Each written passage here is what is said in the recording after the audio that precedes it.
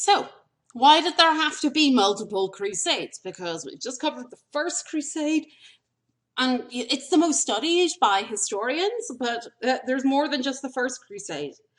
In fact, your textbook is incorrect. It gives an incorrect number.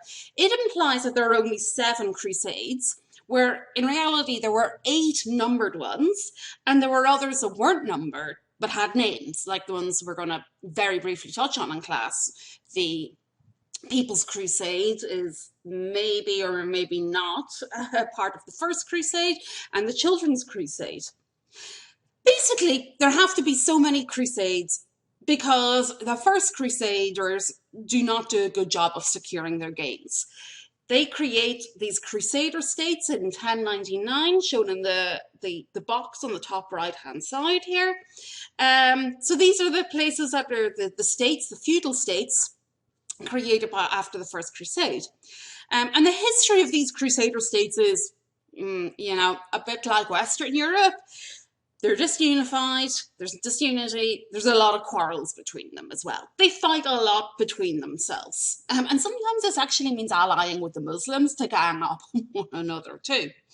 Because they're feudal, they have the same social problems as Western Europe. They have the same issues of, okay, who's our leader? Who's in charge? Expansion. All these issues from the West are now imported to the Crusader states. Now, supposedly, the Crusader states are led by the King of Jerusalem. He tends to be called Baldwin. Again, they're not original in their naming patterns. But even if there was a good king, there tended to be other problems with him. For example, he was sick. For example, there was a famous Baldwin the Leper King. And a lot of them died and left only female children as well. And yeah, having a woman ruler was a bit of a tricky business in the Middle Ages. Now, there's a lot of very capable women ruling in the Crusader states. A lot more capable than the men, in fact, but they're still victims of their society in many ways. The Muslims also realize these Crusaders are here to stay, and so they start to move against them. They have had different fights, and one that really causes the Second Crusade, and you can see that's 1147. So they actually have, nearly 50 years of these Crusader states, being created, and they're chilling out there. But one of the real decisive battles between the Crusaders staying in the Crusader states, and that actually wasn't very many of them, and the Muslims, was one called the Field of Blood. Jill Claster, the Crusades historian, she reckons that 7,000 knights, so not even just foot soldiers, and 7,000 knights who were resident in the Holy Lands were killed in the Battle of the Field of Blood. So they actually, because of this event, arguably needed another crusade just to bring new blood into the whole region because there weren't enough fighting men. And this was just before I'm sorry guys, I'm booted off here, just before the start of the Second Crusade. The Second Crusade was caused by the Crusaders starting to lose their land. The thing that starts the Second Crusade is partly the Battle of the Field of Blood and these social issues, but on paper, it's the loss of the county of Edessa. This had actually been the very first Crusader state established, even before Antioch and Jerusalem. And because of this, it had importance to them that they lost the county of Edessa to the Muslims was the formal call for a Second Crusade. Not, as it turns out, Jerusalem, although they're meant to be going because of Jerusalem, but it's for a lot more earthly reasons that the Second Crusade starts. As I said, the Muslims have got periods of unity as well compared to the Crusaders, and they have some really famous leaders to this day, including Zengi and Nur ad-Din. But the most famous of all the Muslim leaders is Saladin, who Zengi and Nur ad-Din were ruling around the time of the Second Crusade, but Saladin is associated with the Third Crusade. Things would have been a lot different had Saladin not died very soon after the conclusion of the Third Crusade. They're also not getting on with the Byzantines at all. The Byzantines are not keen on having these Crusader states nearby. They are not their allies, and in fact, they are really just another slightly less hostile frontier. So the Crusaders start to lose their land. They lose Edessa up at the top here of this map on the left. The Third Crusade was a response to the fall of Jerusalem, and obviously Jerusalem is supposed to be the key place in the Crusader states. It's at the center of the whole crusading mindset. So it's imperative to Western Europeans that they would get Jerusalem back. The Third Crusade, as I've already said, it's got Saladin, but it's also the famous one with Richard the Lionheart. The common theme really that unites all the other crusades after the First Crusade is there's a problem with Jerusalem, let's get to Jerusalem, and the rest really isn't thought out. They take a really, really top-down approach. And really none of these crusades are successful. They can't keep their lands and these crusader states together. There's been, most of these crusades are attempts to try and reclaim the crusader states that are being conquered back by the time of the Second Crusade by the Muslims. So in short, the First Crusade makes all the gains, and then the subsequent crusades are to win back these lands. Now, they do make gains outside of the Holy Lands, though. That's what this picture on the right is showing. This is from the Fourth Crusade. The Fourth Crusade is actually kind of my favorite crusade because it's crazy. They're supposed to be going and recapturing Jerusalem, but they get distracted and instead they attack Constantinople and they capture Constantinople, and they do this because they're persuaded by like the nephew of the Byzantine emperor, who's the son of the previous Byzantine emperor, that he's been wrongfully booted out of his position and the Crusaders need to support him to be emperor, and they're like, yeah, okay. And they go and they take Constantinople and they put this guy on the throne, and then they realize he's really bad at ruling, and that might be why he wasn't already emperor. And so they kill him and they put their own emperor on the throne. Only they're like, well, we can't really call it the Byzantine Empire, so they call it the Latin Empire of Constantinople. So that means that we've kind of got no Byzantine Empire for like over half a century. The date here is wrong. Oh, there's a typo there. 1204 to 1261. That should be 1204 61, not 16. 1204 to 61. So there's no Byzantine Empire from 1204 to 1261. Instead, there is a Latin Empire of Constantinople. Now, after 1261, the Byzantines are back. Not necessarily back in business, but they're back, sure. And then they hang around until 1453 when the Ottomans conquer Constantinople. So it was a pretty crazy. They didn't get anywhere near Jerusalem. They just like, hey, we've got Constantinople. Let's just hang out in Constantinople. It was a weird one. And actually in the Third Crusade, they did conquer the island of Cyprus, which on this picture on the left is that funny shaped island that's in like that pinky purple shade. Don't know if you can see my cursor hovering around it, but it's the island. There's really only one island marked in this map. It's the big island. That's the island of Cyprus, and they conquer that in the Third Crusade, and that's actually a really handy stopping off point and refueling point and beachhead for the later crusades. But they're still not successful. They go on and eventually they just kind of die a death, really, rather than, you know, they go out with a whimper, not a bang. This whole crusading zeal and ideal is not just directed to Muslims in the East, though. There was a lot of aggression directed towards the Jewish population of Western Europe, especially in Germany, where a lot of massacres took place around the time of the Crusades. There were quite a few Jews in Germany by the 11th century. And they were particularly in an area of Germany called the Rhineland.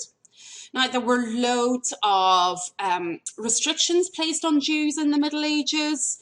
They had to, like, you know, wear certain things. They were prohibited from certain occupations. They were treated with absolute suspicion. And this meant that the Jews were forced into certain occupations, particularly economic ones or ones to do with trade. So they became things like money changers and money lenders, as being few of the positions open to them. They could practice their own religion, but they had a lot of restrictions on doing so. So by the time we hit the beginning of the First Crusade, 1096, the Jews are free from overt persecution, but there is a really strong simmering tone of anti-Semitism, particularly in medieval Germany. They had been there at least since the Carolingians, because, Charlemagne and the Carolingians were sensible people in that they knew that they needed support, and they needed money, and they needed banking. And so a lot of Jews moved into the Carolingian Empire because of that. And apart from their employment in more commercial occupations compared to the Western Christians, they really blended into their local communities, apart from difference in jobs. There had been a lot of tensions then that broke out when Peter the Hermit, the leader of the peasants or the People's Crusade, pitched up after the First Crusade was called. He reminded and riled everybody up in Germany by reminding them all of the role the Jews played in the crucifixion of Christ in his sermons.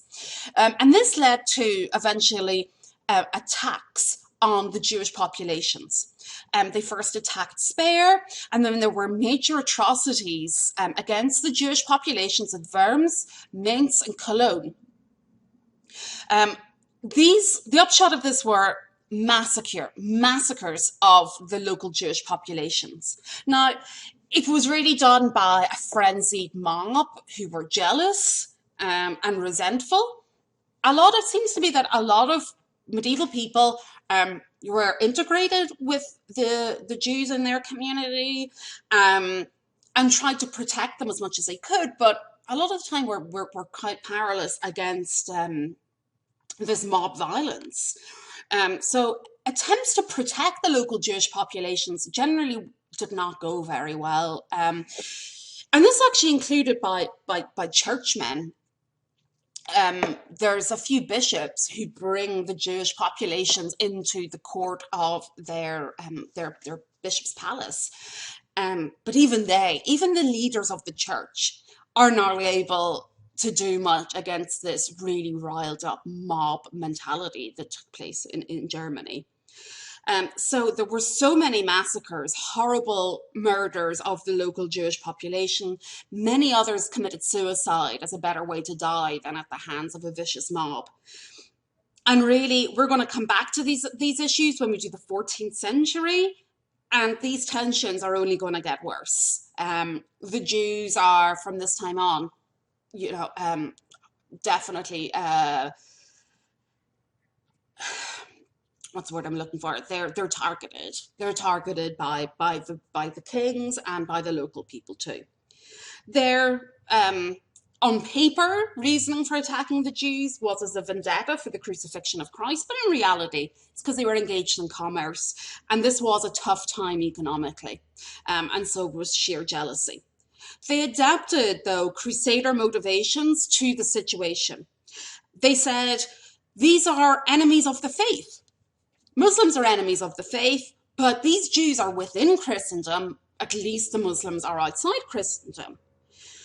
There's also, the thing that a lot of these mobs could not have distinguished a Jew from a Muslim anyway. They were so riled up. There's a real bad outbreak of sheer Christian fanaticism around the time of the Crusades. The Crusades unleashed this fanaticism, and Jews were a lot more accessible to fanatics than Muslims. There's a lot of people did not go on crusade for various reasons, wanted to go on crusade perhaps, and so rather than traveling to the east, and also we know that was a hard journey, they kind of figured that the Jews were more accessible to them than Muslims. It was not a popularly held view to begin with, but it was increasingly becoming so.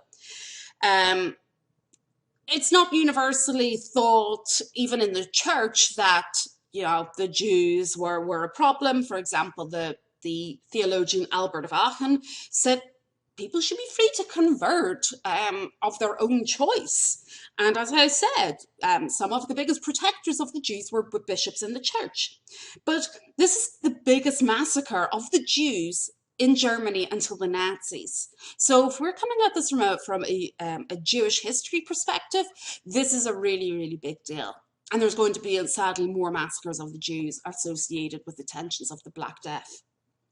Now, let's have a quick look at Spain, because we are pretty we're pretty familiar with Spain. We learned all about what had happened after 711, when Tariq crossed and conquered most of Spain, except for a bit up in the very north. And the Muslims tried to conquer parts of France too, but remember the Battle of Tourcoing, Charles Martel, Charles the Hammer, so the story goes, pushes them back into Spain. So actions against Muslims were not just confined to the East, because there's medieval Spain. There's a big Muslim population in medieval Spain. And this period of Christians pushing back the Muslim parts of Spain is called Reconquista, or the Reconquest. We believe that a lot of the actions in Spain actually influenced the development of the Crusades, because, as we know, Muslims have been in Spain from 711, definitely settled from around the year 715. And so by the time we're hitting the 11th century, there's several centuries of driving Muslims out of Spain. We saw that in the early medieval period. The Battle of Tourcoing was 732, for example.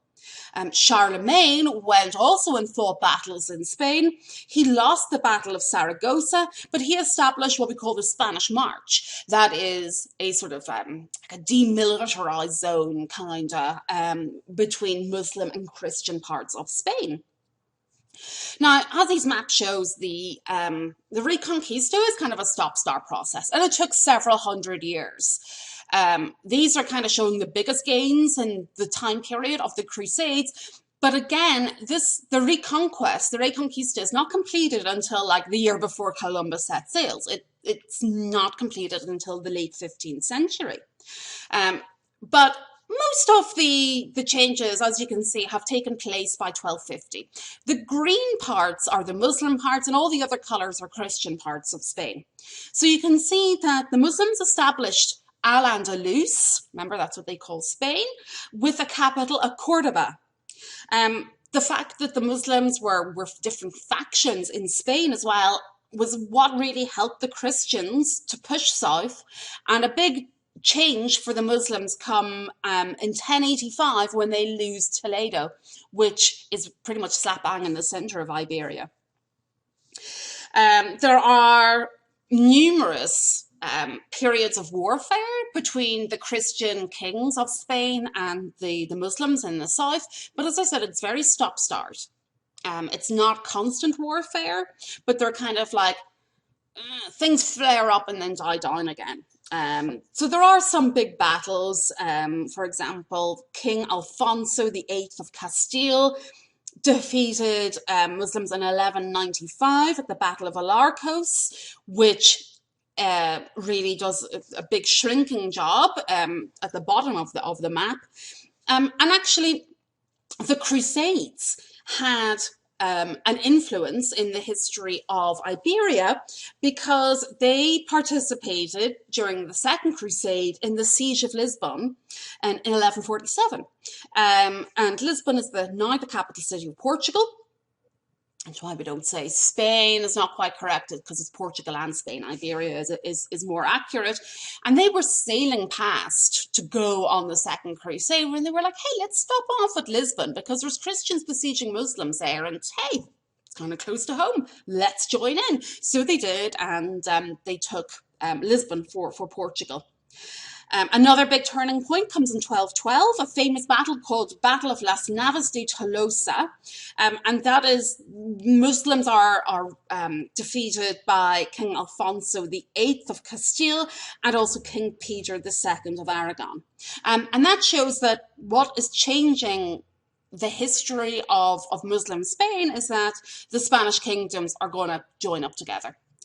So you can see like the main Spanish kingdoms marked on the map are Aragon, Leon, Castile. They're two separate kingdoms until the mid 12th century, and Portugal. And for a lot of this history, they don't get on either. But what they do have is religious unity. The entirety of Spain is under the Archbishop of Toledo. So while there's not much religious unity, there is political unity. Sorry, there's no political unity, there is religious unity. And obviously it's religious fervor that's driving the Reconquista in Spain too. So this process of Reconquista, this map shows the results of these big battles that I just mentioned. But it doesn't actually finish until 1492 when the Christians win the last Muslim stronghold, and that is Granada, right down in the south of Spain. So a lot of historians discuss, is like the Reconquista part of the Crusades? I mean, it is and it isn't. I mean, maybe the Crusades should be part of the Reconquista. The Reconquista is going on from the 8th until the 15th centuries. That's a lot longer than the time period covered by the Crusades. It is a military conquest. It's also an economic conquest. Repopulation of Christians is associated with the Reconquista, and certainly at different times of the history, you could get your crusade snaps by going to Spain to fight in the Reconquista. You didn't have to go all the way east to participate in a full-blown crusade. So I'm going to leave it there. I teach a full semester on the Crusades. Now, it won't be offered for a couple of years yet, but if you're a freshman or sophomore, you might have the opportunity if this has piqued your interest. So I've just tried to condense as much of 16 weeks of material into, 2 class periods. So go me, that was pretty hard to try and tell you what do you really need to know. But I have to thank my many, at this time, iterations of my Crusades class, because usually I ask them at the end, hey, I have to teach this in 1 or 2 classes. As part of my survey, what do you think are the best topics to light upon to explain what the Crusades are all about? So they are the ones who are like, well, you've got to understand the mindset and how it's not just the Crusades. This is a pan-European phenomenon against any outsider, against the other. So one more question for you to answer, and then that's done for you this week with the Crusades.